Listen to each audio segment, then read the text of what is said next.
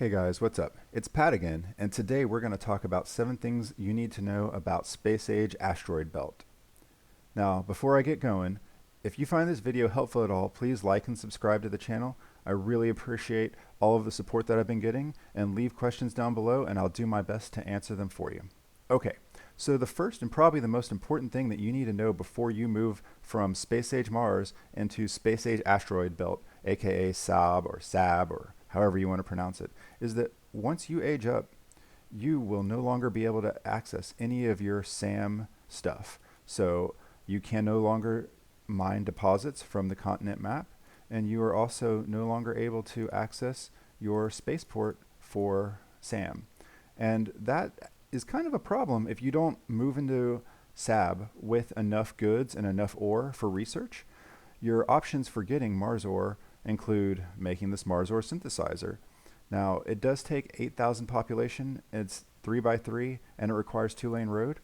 You can make up to 60 per day per one of these buildings, so it's not horrible, but I would definitely recommend going ahead and getting all of your ore before you age up and getting all of your goods that you need before you age up. And you might even consider getting a nice stockpile if you do a lot of negotiating in battlegrounds.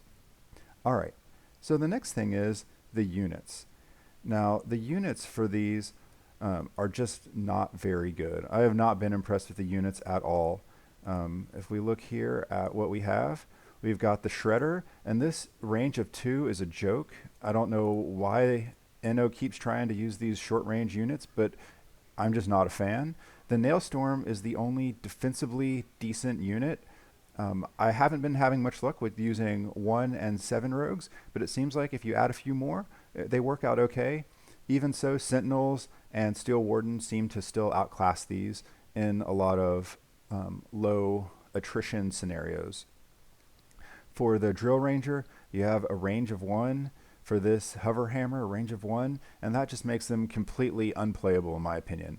And then the Artillery is obviously something just like what you're dealing with in SAM, where at high attrition and battlegrounds it's going to be useful, but for the most part it's probably not going to be one of your main fighting units. Looks like we're going to be stuck with SAM for a whole nother age, or we're going to toss in some Nailstorm and belts for when we start getting into those high attrition fights. Based on just some estimations and some experience, I would guess that if you can fight to, say, 60 to 80 attrition in SAM, you can probably cut off 10 to 20 of what you'll be able to fight to in SAAB. So keep that in mind when you move up, that you are probably not going to be able to fight as much in battlegrounds once you move up. That might be a deal breaker for some players. For me, it was worth it to move up, but I don't know that everyone else is going to find it the same. Definitely think long and hard before you move up if that's what you're doing. All right, so the next thing, I had the tech tree up. Because there's no military that's really super awesome, and the first one that is even defensively good is really kind of the first tech that you can get to. There's not really a whole lot else on the tech tree that you need a rush to. Obviously getting here to the belt will be helpful, but as a general statement, there's a couple of expansions along the way that are nice, and the further in you get, the more you'll be able to produce from your colony. Generally speaking though, I don't see any major necessity or need to rush through the tech tree. Also, the ice is kind of a bit of a bottleneck, so, and that was how it was intended. So with that said, I wouldn't freak out about rushing the research. Just kind of take your time, help your guildmates get goods, whatever it is, but definitely don't break your back trying to get through the tech tree. All right, next thing, the recurring quests in this age are absolutely broken. They are so insanely broken. And what I mean by broken is that we have 2 Forge Point spend quests, which is already really good to have, and it's super handy. We have a Motivate or Spend Tavern Silver quest, and the Motivate one is just kind of cool because it encourages people to motivate. Your typical 24-hour, not super repeatable, but it's handy. I really have enjoyed being able to cash in on this antique dealer deal. Finally selling all of those victory towers and self-aid kits is actually useful, because getting 1,000 auction house coin isn't really that useful. Collecting incidents, NO seems to be becoming more and more obsessed with doing things with incidents. So maybe that's a good quest to have overnight. So when you wake up in the morning and you collect your incidents, you automatically complete that quest. So this next one, win 20 battles and then pay these outrageous sums of goods. And I saw in the forums somebody was pointing out how this is really stupid because, you know, if you're only getting 10 goods, even with a level 200 chateau, you're still not really covering the cost. And really what you're doing here is you're gambling for a chance at getting diamonds. That's really all of this pay these goods are for. Personally, I don't know that I can justify spending the amount of goods necessary to get the diamond payout that I would get, but that's also because I'll spend $100 twice a year or once a year on diamonds. And if you're not into that, you're not willing to do that, and you don't have a diamond farm, then maybe that's the way to go. All right. So another one, finish 8 productions from the space food farm. I guess you could line your city with a whole bunch of space food farms and run a bunch of 5-minute productions. I don't like waiting 5 minutes for anything, but that's certainly an option, and that's certainly abusable if that's your style. Defeat this very large army. One thing that I keep seeing, which I think is an interesting trend, is that NO has made it possible to fight pretty much indefinitely. Before, if you wanted to do a lot of fights, you had to farm the beaches in AA, or you had to have tons of siege camps in battlegrounds. Now, if you want to just fight 1,000 times in a day, you can just cycle through your recurring quest and get 1,000 fights. So some of these players whose obsession is just having their highest score and they don't really care about how they contribute to the guild or making an impact on the way the game is played, this lets them be in their own world and play the game by themselves. So we no longer have individual supply gathering and coin gathering quests. Now we only have this joined collect both quest, because I don't have a St. Mark's Basilica, I don't have a lighthouse, I don't have a Royal Albert Hall, so this quest in particular doesn't bother me so much. I know there's a lot of people who really like to do those types of recurring quests, and if you are that type of player, then this isn't so helpful. But this one's still a really good quest to have up when once you get to have 3 recurring quests running and you're doing the 2 Forge Point quests at a time. That's you probably won't really even notice the difference between them being individual and them being separate or together. But anyhow, it's there, and that's what it is. All right, next one. Gain population or pay nickel. This is actually kind of an interesting thing because it sort of gives you a way of doing an unbirthday quest. And what I mean by that is you can simply just build 2 buildings that take 30,000 population combined and then delete them, and voila, you've completed this quest. And that's not really much different than the unbirthday quest. Unbirthday quest, you pay goods and supplies and you complete the quest. Well, essentially you're doing the same thing. You pay the goods and supplies to build the building, and then when you delete the building, you gain the population, and you have effectively made your own unbirthday quest. All right, recruit 5 units from your age. Obviously, collecting your TRAS does this. Going through GE does this. If you have a bunch of barracks, that's also an option. You know, it is what it is. It's probably good for getting diamonds once or twice, or you get the diamonds once and then medals after that. So it's probably good for that, but it's not, I wouldn't consider this to be heavily abusable or anything that you'll spend a lot of time doing. Here's the other really big one that is massively abusable. And this one is defeat a large army and gather 500 goods.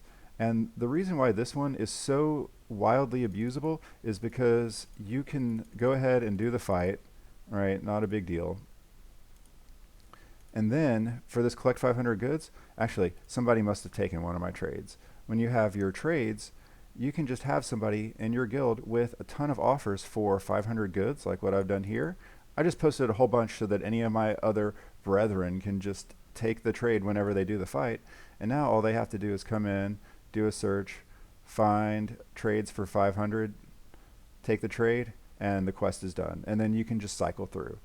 Now, that by itself gives you an unlimited supply of fights and an unlimited supply of recurring quests where you're not waiting for anyone to give you great buildings. You're not waiting for any sort of collections or any of that. Literally, as long as you have the option to do a trade for 500 goods, you can do that in infinite loops. And it becomes even more abusable when you have this quest here, win 12 battles without losing. Well, you're probably not going to lose that battle, especially if you have a nice attack and defense bonus. So you'll be able to easily complete this one. And then the next one is defeat 40 units. So here we go again. So that gives you two quests that you're completing passively while you're actively completing that defeat the army and take the trade. So I'm just blown away that Inno would consider this as a practical option. It's going to give farmers a way to just completely murder the system, and I can't believe that it's not getting changed. I guess it's not really wildly different than what you see with people doing the 1.9 threads and doing the Forge Point quest. The only thing is that it becomes so abusable for boosting player score, and I know that players can get really competitive about that and get really upset about that. So it's, I don't know, my mind's just blown that that's there, but it is. Typical buy forge points, pay supplies. It's not really, you'll do it once until you get diamonds and then you're done. So there you have it. Those are the recurring quests. I spent a lot of time on them because that, I think, is probably the most interesting and best part about this age, is that you can just fight to your heart's content. You can blow your score up. You can generate goods until the cows come home because of all the options. So this is, I love this, and I think that a lot of players who like to fight are going to like it too. Granted, it's not as thrilling as fighting for a sector in GVG or in Battlegrounds, so to each their own. All right, the next thing is the continent map. Rushing the continent map just about pays for itself with diamonds. So I went ahead and knocked it out as quick as I could. But if you look here, we've got a 250 spot there. And then I think there's another, let's see, there's another 250 spot over here for diamonds. And then I think there was another one up here, but I can't remember. I'm not going to bore you with trying to hunt around for it and find it. But here's the bottom line, is that especially if you're trying to progress quickly, start generating goods for negotiating in Battlegrounds, or if you're trying to get goods for your own great building, or to supply your guild with great buildings, or to even sell the great building, getting through the map and starting to generate more ice is definitely going to be to your benefit. So you don't have to rush the map with diamonds, but I definitely think that it's worth considering because there are a lot of diamonds available. Personally, I knocked the map out just using a straight 8 Teslas pretty much the whole time. And with my attack boost and defense, that wasn't a problem. That may not work for everyone. You can also go with 8 Sentinels. That'll work fine as well. It's just completely based on what you have available to you. All right, sixth thing is this one, this bad boy here, the space carrier. Now, I will tell you, I've seen, we have a few people who've leveled theirs up to 60 or whatever. So far, I have not been as impressed and in love with this great building as I was hoping I would be. Now, getting the negotiations is really not that big of a deal, especially in a 24-hour period. On the map, this first sector right here is a really easy negotiation to do, right? It doesn't take much. It's cheap goods. It's not a big deal. This is FOE Helper if you're watching and you're asking what's giving you this and what this thing on the bar. If you do a search for FOE Helper extension, it's there. I will say that I actually find that I negotiate better manually than using it, but it is what it is. So this first deposit has a 1-hour timer. So if you are looking for ways to knock out your negotiations, I find this first deposit to be super handy for getting those taken care of, especially during those times when Battlegrounds is closed, you've already finished Guild Expedition, you don't have a way to do negotiations. If you're a SAAB player, that's an easy alternative or solution to where am I going to get all of my negotiations done. The one area that I was really hoping to see a lot of benefit from was I was hoping to see the special goods, and so far I'm on level 9. I've done, I guess, probably 11 collections or so, and of those 11 collections, I don't think I've hit the Asteroid Ice even once, and I was thinking I would hit Asteroid Ice at least, 2 times based on statistics, and I just haven't. So that's been a little bit disappointing. I would say that as a player, if you don't always negotiate or use negotiations often, and you would have to change your play style, it's probably not worth putting in, with the exception of players who are only in Arctic Future and Oceanic Future. I've been saying for a long time among my guildmates and friends that innovation, needs to put a way to get through AF and OF more quickly because there's such a bottleneck into getting into the advanced ages, and it really gives players that are already in the advanced ages a major advantage. And this great building really answers that need.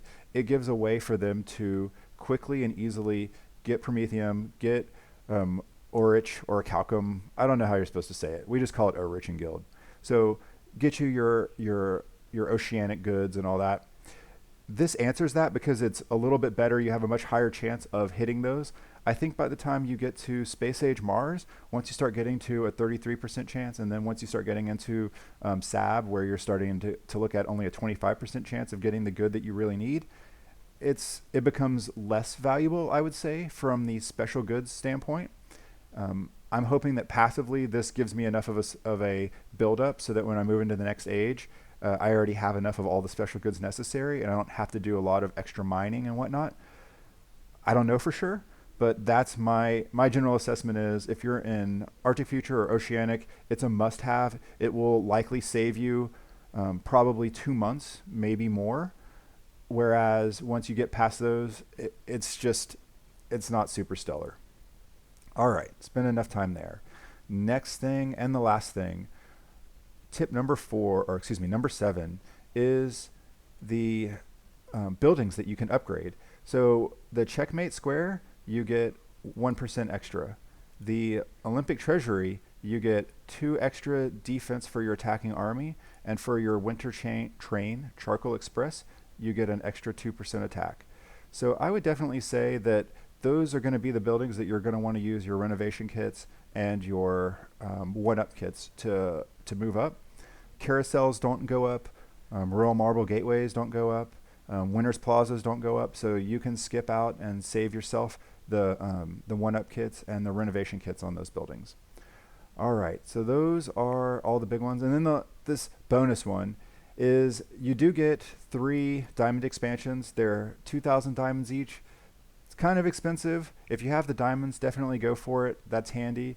There is an extra victory expansion, and that actually became available to anyone in all ages. So even if you didn't move into SAAB, definitely check your expansions, especially if you've already done all your victory expansions, because you should have a new one. And then there's also a couple of expansions on the map and a couple of expansions in tech. So I think I saw that it's either 7 or 9 new expansions that you get for the new age. 7. So that extra space is nice to have. All right. Well, that's the 7 things that you definitely need to know and want to know about SAAB before moving up and while you're here. If you have any questions, please leave them down in the comments below, and I will do my best to answer them for you. Thanks for sticking with me this long, and I'll catch you in the next video.